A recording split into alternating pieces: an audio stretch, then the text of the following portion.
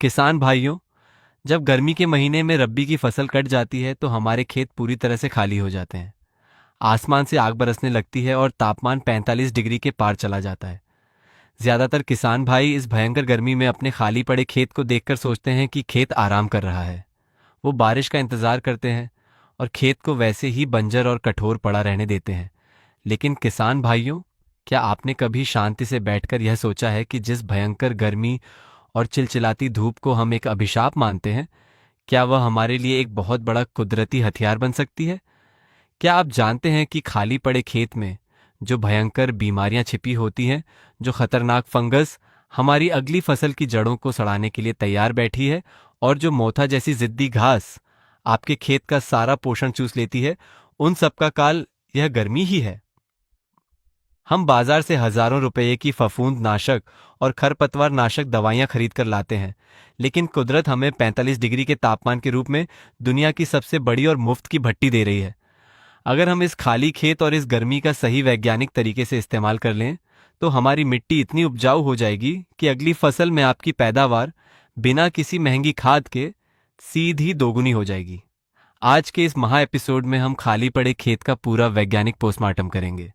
आज हम जानेंगे कि गर्मी के दिनों में गहरी जुताई करने का असली विज्ञान क्या है, मोटा घास की खतरनाक गांठों को जड़ से कैसे खत्म किया जाए, मिट्टी के अंदर बैठे हानिकारक बैक्टीरिया और निमेटोड को कैसे मारा जाए, और इस खाली समय में खेत में ऐसा क्या डाला जाए जिससे मिट्टी मक्खन की तरह मुलायम और भयंकर उपजाऊ बन जाए।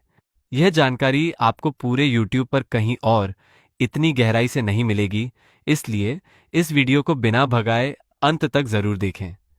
सबसे पहले विज्ञान की नज़र से इस सबसे बड़े सस्पेंस से पर्दा उठाते हैं कि हमारी मिट्टी में बीमारियां कहाँ से आती हैं और गर्मी की धूप उन्हें कैसे मारती है। किसान भाइयों, जब हम साल भर अपने खेत में लगातार फसलें उगाते हैं, यूरिया और DAP डालते हैं और पानी लगाते हैं, तो मिट्टी के अंदर एक बहुत ही खतरनाक दुनिया बन जाती है।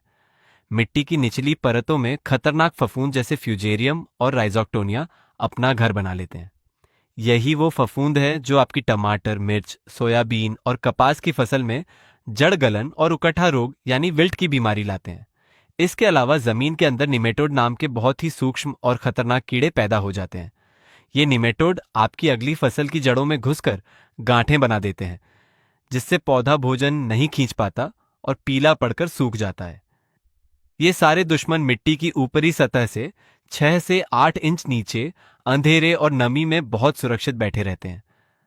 अब आता है हमारा पहला और सबसे बड़ा कुदरती ब्रह्मास्त्र, जिसे हम ग्रीष्मकालीन गहरी जुताई कहते हैं।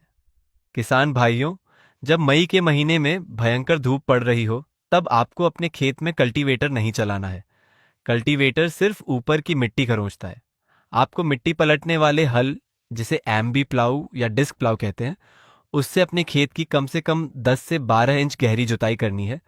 जब आप मिट्टी पलटने वाले हल से जुताई करते हैं तो जमीन के अंदर की वह अंधेरी दुनिया उलटकर सीधी आसमान की तरफ आ जाती है। नीचे की कठोर मिट्टी टूटकर ऊपर आ जाती है और ऊपर की थकी हुई मिट्टी नीचे चली जाती है। अब जरा इसके पीछे का विज्ञान समझिए। जैसे ही नीचे की मिट्टी पलटकर ऊपर आती है, तो उसमें छिपे हुए निमेटोड, फफूंद के बीजाणु और कीड़ों के अंडे सीधे 45 डिग्री की भयंकर आग उगलती धूप के संपर्क में आ जाते हैं। सूर्य की अल्ट्रावायलेट किरणें इन कीड़ों और फफूंद के लिए मौत का काम करती हैं। यह भयंकर धूप बिना किसी ₹1 के खर्च के आपकी मिट्टी को पूरी तरह से स्टेरिलाइज यानी रोगाणु मुक्त कर देती है। अब बात करते हैं हर किसान के सबसे बड़े सिरदर्द की, यानी मोथा घास। गर्मी में मोथा का खात्मा कैसे करें? किसान भाइयों, मोथा कोई साधारण घास नहीं है। आप ऊपर से इसे कितनी भी बार काट लें, यह फिर से उगाती है। इसके पीछे का विज्ञान यह है कि मोथा घास की असली जान उसकी जड़ों में नहीं, बल्कि जमीन के बहुत नीचे बनी हुई उसकी गांठों में होती है। इन गांठों को राइजोम कहा जाता है। मोथा की एक गांठ से दूसरी गांठ एक जंजीर की तरह जुड़ी होती है, जो जमीन में 1 फीट नीचे तक चली जाती है। जब आप साधारण जुताई करते हैं तो सिर्फ ऊपर का पौधा कटता है, लेकिन नीचे की गांठें सुरक्षित रहती हैं। जब आप मई के महीने में मिट्टी पलटने वाले हल से भयंकर गहरी जुताई करते हैं, तो मोथा की वो सारी गहरी गांठें टूटकर जमीन के ऊपर आ जाती हैं। जब चिलचिलाती धूप इन गांठों पर लगातार 15 से 20 दिन तक पड़ती है तो इन गांठों के अंदर का सारा पानी सूख जाता है। गांठें पूरी तरह सिकुड़कर पत्थर जैसी हो जाती है और हमेशा के लिए मर जाती है।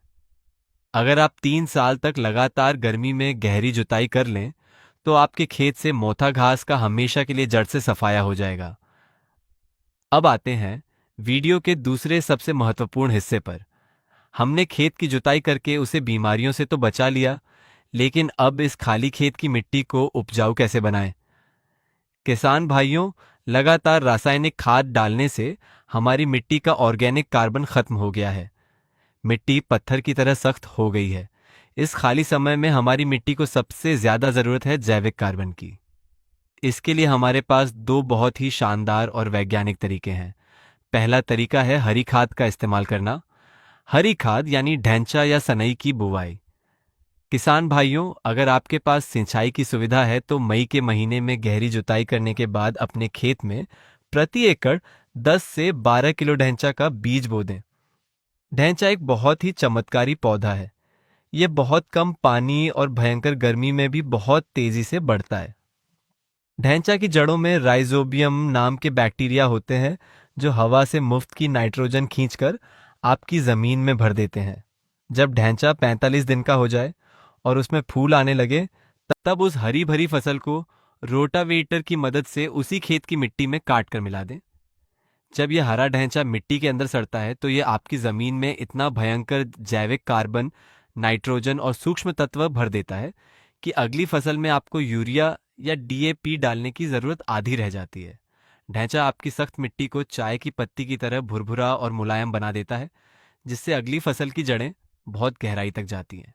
दूसरा सबसे ताकतवर तरीका है गोबर की खाद और मित्र फफूंद का इस्तेमाल।